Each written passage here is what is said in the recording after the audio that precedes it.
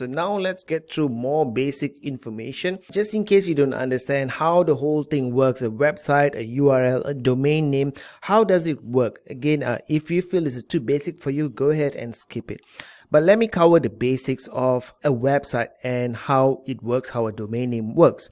So when you want to build a website, your website is basically, you can think of it like a Word document or a file on your computer. Okay, so you have a computer here. Now this computer is called a server.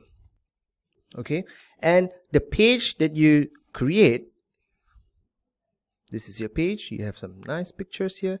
The page that you create is stored in this server. Now if this page was on your computer, then you can just open it up anytime you want. But this server can be miles away, can be thousands of miles away. I'm in Malaysia, my server is in the US. So how do I access this page? And most importantly, how do I let other people access this page? So this page will be my web page or my home page.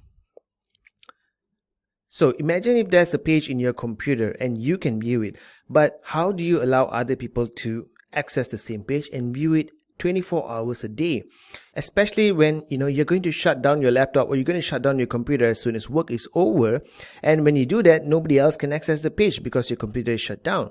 So that's why web hosting servers run 24/7 in dedicated server spaces with their own air conditioning, fireproofing and security system, etc. It runs 24 hours a day, but it's basically just like your desktop computer, but much more powerful with a huge disk space. So now you have your web page on your server. Okay, and a server has an IP address. And the IP address can look something like 125.25.0.193. And this IP address is basically the location of the server, not a geographic location, okay, but in the network, in the computer network, okay, this is the IP address. IP addresses are unique, so no two server, no two computer will have the exact same IP address, okay. Now, if you were to give someone this IP address and they type this IP address in their browser, they will be able to route to this server, and from this server, the last part of the IP address here will specify which page or which folder or whatever it is. So when you give an IP address like this to someone and they type it in their browser, they will be able to view your web page as long as the server is online. But no one can remember weird numbers like this. So that's where you have a domain name. Okay, so you have your domain name, and this domain name can be something easy to remember. Okay, let's say our website Cradle.com. It's definitely much easier to remember than 125.25.0.193. So you can just give someone your domain name and say, hey, my domain name is Cradle.com.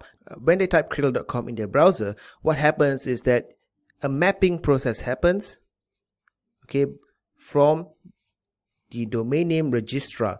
So that can be, let's say, enorm or Namecheap. Okay, so the place where you registered your domain name, they will store this mapping information. So when someone types in Cradle.com, they will actually be going to the mapping server or the mapping information here called a DNS server. Okay, so this is called a DNS server, and it basically translates the words into the numbers and redirects your visitor to the server, and then they can view the web page. So what does all this mean? If you want to build a website, you cannot build a website on your desktop. It's called a local host website. Okay, you can build a website on your desktop. You can view your website anytime you want. And as long as your website is never shut down at all, you don't shut down your website. If it is your own server in your own office, it will have its own IP address. All computers have the IP address, and by giving someone access to this IP address with some modifications to your Wi-Fi network to allow access from outside, having a web page in your website is possible, and anyone can actually access your web page as long as I said, as long as your computer is never ever shut down. But of course that doesn't make sense. So that's why you need to get web hosting. You need to get You need to pay a company for access to their server in their own special server room with all the facilities and all the server stuff. And that server will never ever shut down, okay?